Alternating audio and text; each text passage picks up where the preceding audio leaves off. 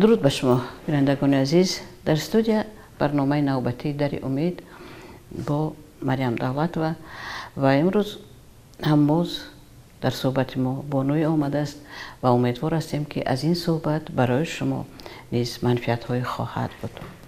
خوش آمدید. میشنوم شما رو. معلم عزیز، تشکر که وقت میابید و ما رو میشنوید. همیشه پیوسته برنامه های شما رو ما تماشا میکنیم. برنامه قبلیتون که در باره زدن کودک بود تماشا کردم و هرچند در من گوه این چیز هست، ولی من مسئله که من میخواهم اینجا بیارم شاید که همین سخت نگرفتن، سیاست نداشتن با کودک ضرر میرسونده باشد، زیرا که من واقعا هم نمیزنم، دستی زننده به قول به قهرمانی شما گفته بود ندارم. اما از همین جایی که من مثلا از همین مسئولیتی که من دارم فکر میکنم که فرزندی من استفاده میکند، میداند که یعنی که سخنم گوه نمیگذارد. الکی اون نورس است، پسر بچه است، نورس است و همیشه تلقین کردن با خوندن من هر چیزی که میگویم سخنم با اون نمیگذارد، یعنی که نمیترسد، چشمی هر روز میداند که من هرگز نمیزنم، همیشه خوب جنگ میکنم ولی نمیزنم و همین تاثیر نمیکند با او، یعنی که سخنم رو گوش نمیکند. اصلا چند سال است پسرتون؟ 13 ساله. اصلا از تقریبا از 9-10 سالگی سر می شود دوره نورسی. دوره نورسی چی تفاوت دارد از دوره های دیگر؟ همین دوره گذشت میگن. از انسان اصلا تمام عمرش دوره گذشت است، ولی همین دوره گذشت دوره از همه جدی است، خیلی طولانی هم هست.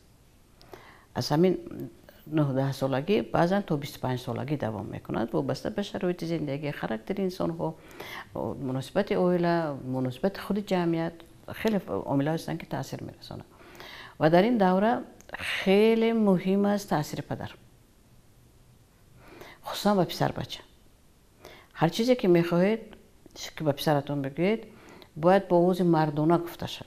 در حالی که پدرها نیستند، ما معمولا توصیه می‌کنیم که بابا، اما تقوا یک نفر دیگر همراه شود به این روند، همراه شود و او بگوید.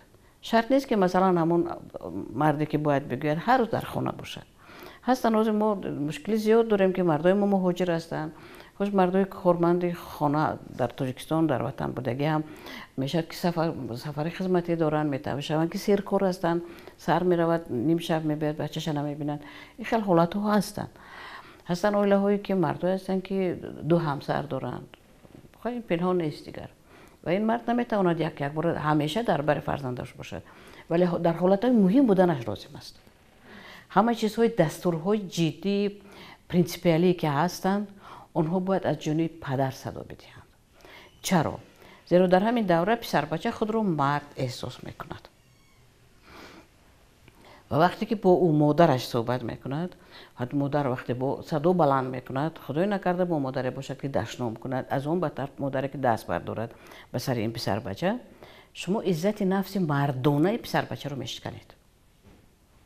حتی نصیحت های رهبراسی مادر در این دوره خیلی کم تاثیر میکند. بله، من احساس میکنم که عموما تاثیر نداره. بله، زیرا او میخواهد که همین دعوای من مرد هستم از نگاهی مگر پسیکولوژی گندری بگیریم و خودش رو همچون یک نماینده جنسی دیگر احساس میکند و میخواهد در جامعه همچون مرد او رو مردی پیش برد.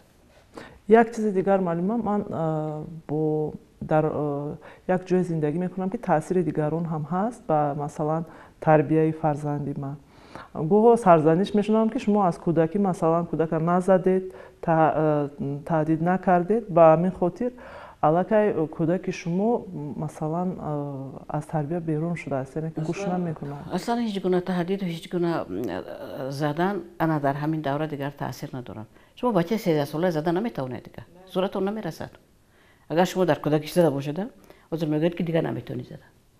و شما برو راست میگید این دوره بحران شدید خود کودک است. خود کودک عذاب میکشد از این وضعیتی که به سرش میاد و در داخلش عالمش دیگر میشد. گرمان های که پیشتر فعال نبودن فعال میشن، نظرش به عالم دیگر میشد. از این عالم چیزهایی که میگیرد هضم کردن نمیتواند، خودش خیلی مشکل دارد.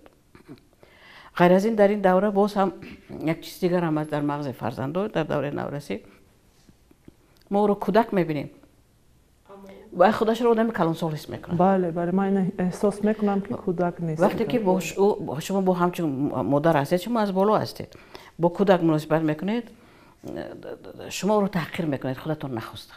شرط نیست که شما گپ تحقیر میگید، ولی بابا میگید که من این کار کردی یا نکردی، یعنی با شما پیام هم خیلی میرد معنی بابا تو چه نمیدونی، تو کودک هستی، تو خرد هستی، تو نادان هستی. و میخواد که او رو همچون دانا قبول کنن، همچون جوان مرد قبول کنن و همین گونه احترام کنن. و یک چیز بسیار مهمی دیگر است در پسیخولوژی سن سالی که ما نمیدونیم، همین است که ما فرزندان رو احترام کرده نمیتوانیم. ما تجربه او رو به نظر نمیگیریم، مخصوصیتاش به نظر نمیگیریم. ما در همون قالب هایی که پدر و مادر و بابا کلانمون از گرفته بودیم، از مکتب های دوره خودمون گرفته بودیم، کوشش میکنیم که همون بچه جو کنه و این نمیخونجد و همه طلب های ما رو همچون فشار بالای خودش قبول میکند و خودش رو حمایه میکند.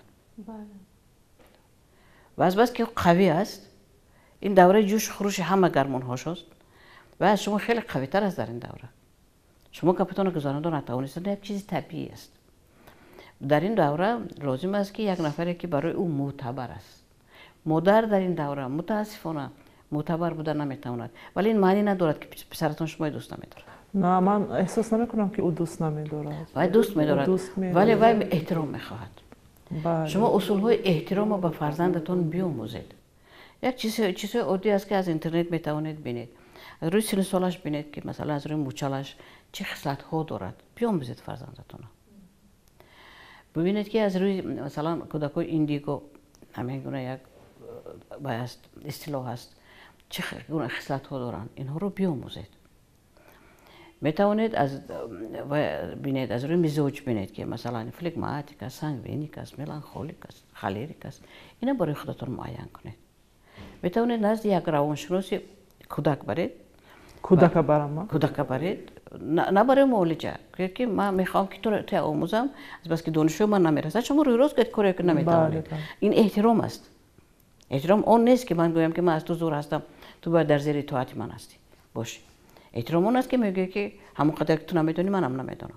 به بچه‌م رفتیم نزد روانشناس کودک درباره خصلت نامه تو من به یک نوشته تیان که من دونم با تو چگونه مناسبت کنم که توی نرنجونم، اعتراض توی برنانگیزم. ولی اون چیزی که من برای شما میگم میتونید مراجعت کنید وقتی که شما به نزد نیرو پسیخولوگ میروید.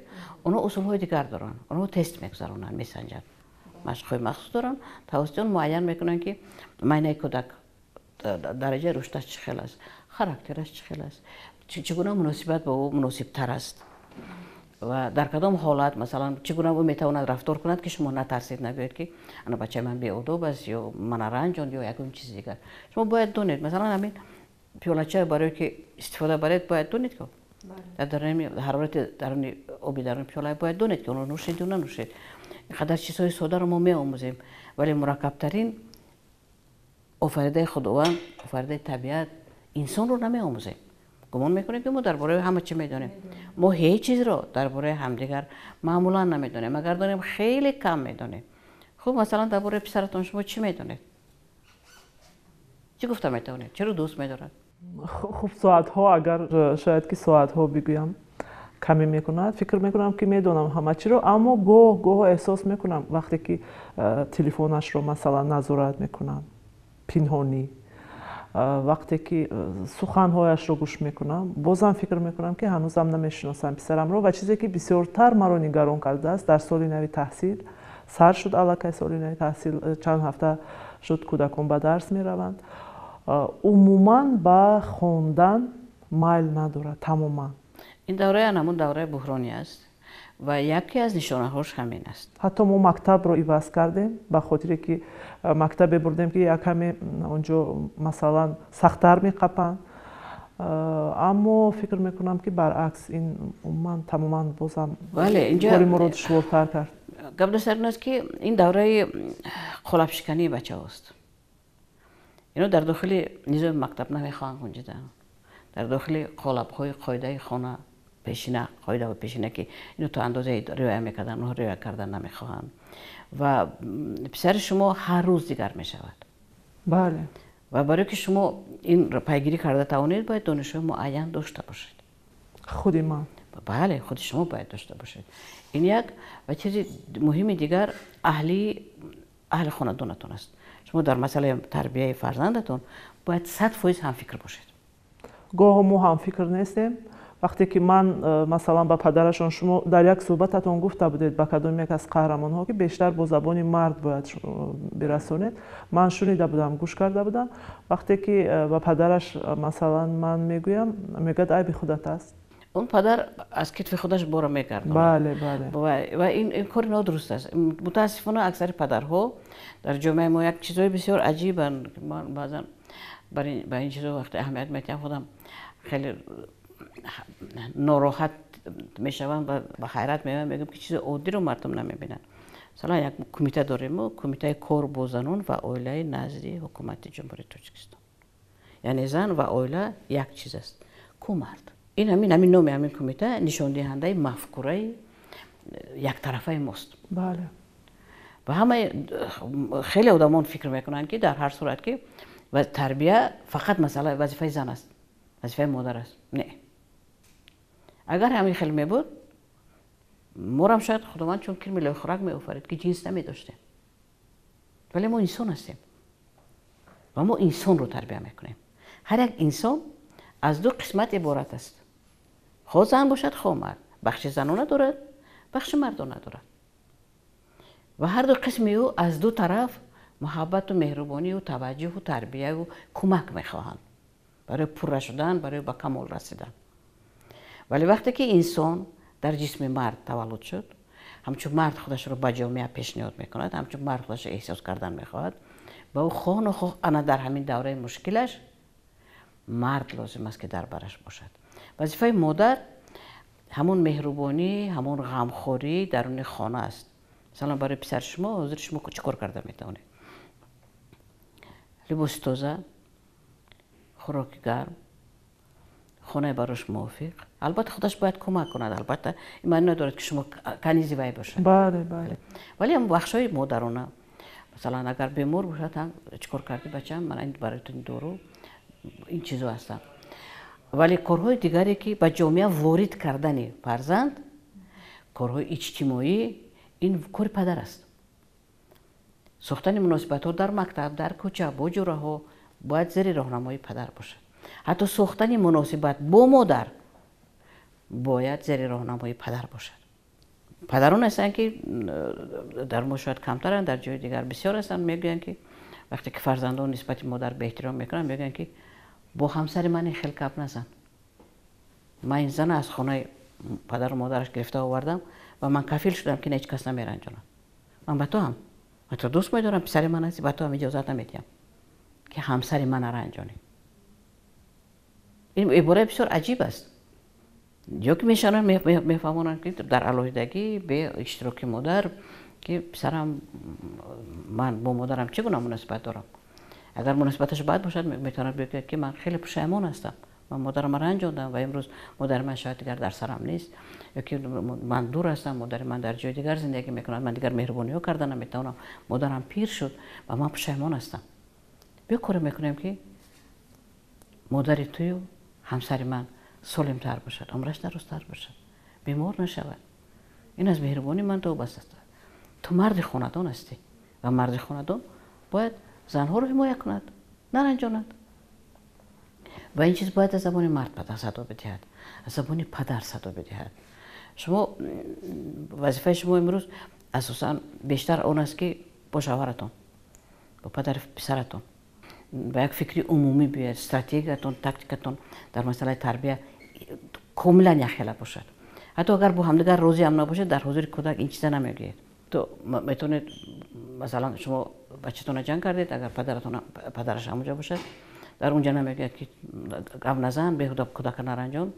بعد وقتی که کودک رفت میتواند به الهی بگه که تو بسیار سخت گفتی و با کودک پسر باید همین گپ بگوید مادرت حق بود، سبب‌هایی بودن که مادرت این چیزا فهمون، چیزایی بود که تو فهمیدن نتوانستی و شاید اینم باشد میتواند حتی بگوید که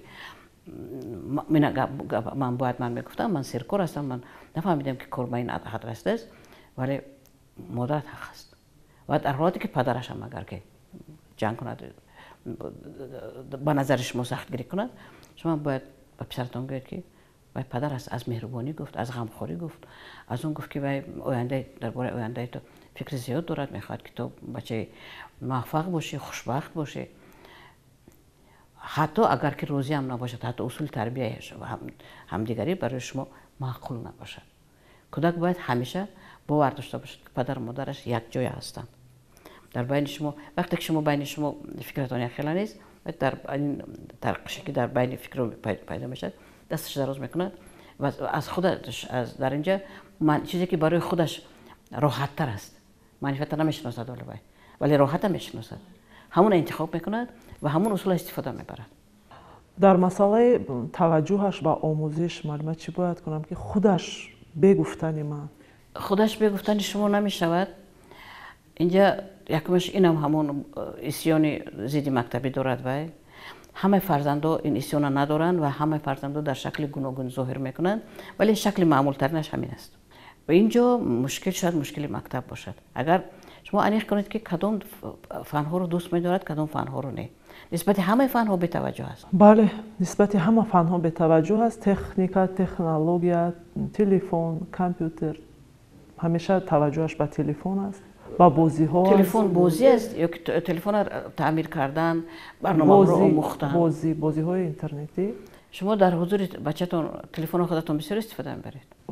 استفاده میکنم اما کمتر، خیلی کم. حتی وقتی استفاده من ناخوب هستند اکثر وقت من کم استفاده میکنم از تلفن. خوش مسئله وابستگی فرزندان از تلفن سبب‌های خیلی زیاد دارد و بعضا از کودکی سرچشمه میگیرد. وقتی که کودک در حضور پدر و مادرش میبیند که اونا با تلفن مشغولند، این یک سبب است. کودک تقلید میکند. دویمش مثلا پدر و مادرانی که با واسطه تلفن کودک آرام میکنن، اثر خودشون سقوط میکنن. ما تلفن گیر غم نده. اگر این چیزها در زندگی کودک در دوره پیش شده باشد، میتواند یک سببش همین باشد. تلفن رو منع کردن نمیتوانید، ولی یک کار دیگر کنید. شما اهمیت که از تلفن چه تماشا میکند. شاید برنامه‌های چیزهایی باشن که شما دو کسش تماشا میکنید. با این اصول شما با کودکتون رفیق میشید. من استفاده کردم همین اصولات. خب دیدم که بعضی چیزایی که توجه میکند واقعا مثلا درباره عالم، درباره گئوگرافیا مثلا بپرسید که میخوام دانسته باشم، اما با این خیلی کم وقتش صرف میکند. اکثریت وقت با بازی های کامپیوتری است و من فکر میکنم که شاید توجه نداشتن به خواندن، به آموزش از همین بازی ها سرچشمه میگیرد. اینش هم میتواند باشد، ولی چیزی مهمتر خود مکتب است. شما یک بار روید نظر رهبر صنفش، معین کنید اون چیزی گفتم شنیر پسیکولوگ برید، معین کنید که ارزشش چقدر است، کودک به چه رغبتی بیشتر دارد، چیزی هست که شاید شما نمیدونید. نزد معلمای مکتبش روید. از پسرتون پرسید که کدام معلمش دوست می‌دارد. هست معلمی که نسبت او توجه دارد، هست معلمی که ندارد. این میتواند با مکتب هم وابسته باشد. زیرا هستن معلمانی که کودک رو خیلی خوب توجهش در خودشون جلب کرده میتونه و کودک به خاطر همون معلم فن دوست می‌دارد. هستن معلمانی که توجه کودک، لیاقت کودک، استعداد کودک بیدار کرده میتوانند. برای همین شما حاضر این زمان میتونید همین سه اصولی که گفتم استفاده برید.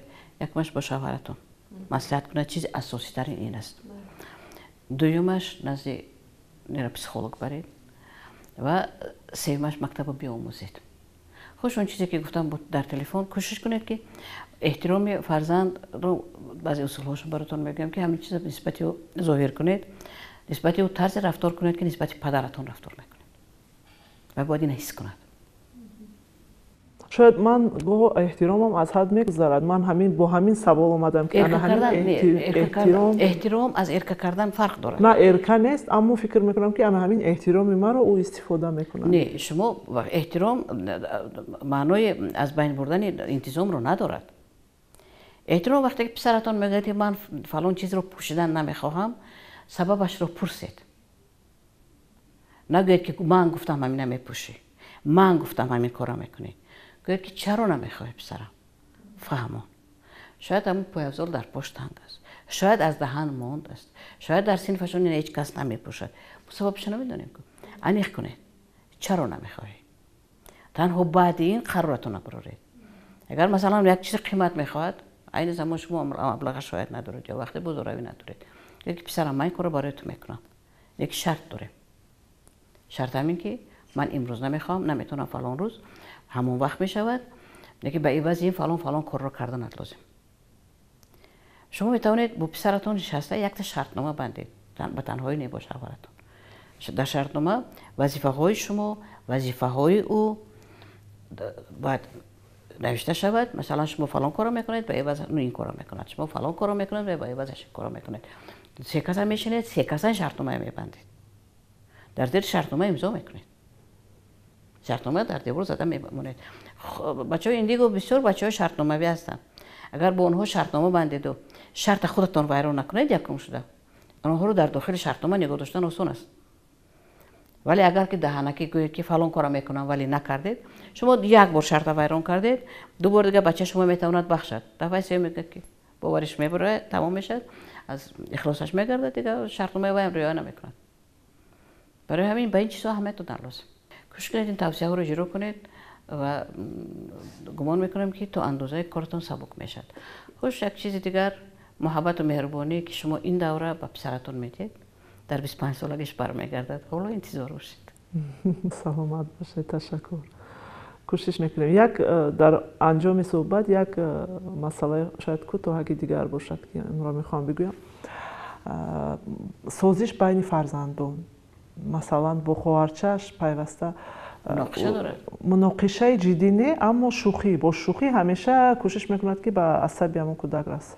پدرش هم میگه مناسبت با شما داره؟ نه عموما.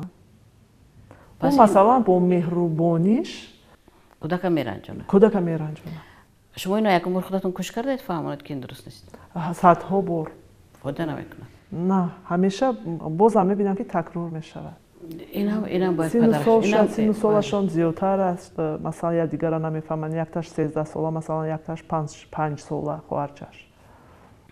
اینم باید پدرش باید بگه که تو مرد هستی، تو برادر کلانی هستی، تو باید حامی باشی، نه آزار دهنده. پدرش هم بارها تکرار کرد، اما در حضور پدرش نمیکنند، ولی در حضور من بسیار تکرار میکنند. به شما نشون میدید من مرد هستم، من میتونم به زنها فشار بیارم. بله. در سیمای همون خواهرکشم نفری رو میبیند که از بس که همون احترام در اون شکلی که در قلاب ضروری نگرفته است، هم از جانب پدر، هم از جانب شما و از مکتبش نمیدونم چی دیگر میگیرد.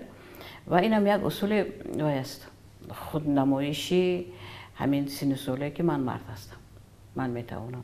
خوش میتونید شما در این مسئله هم با روانشناس کودک مراجعت کنید. اون اصولهای خودشون دارن، بسیار چیزایی هست که با آسان‌تر فهمونده میتونن. سلامت باشید معلم جان. تشکر.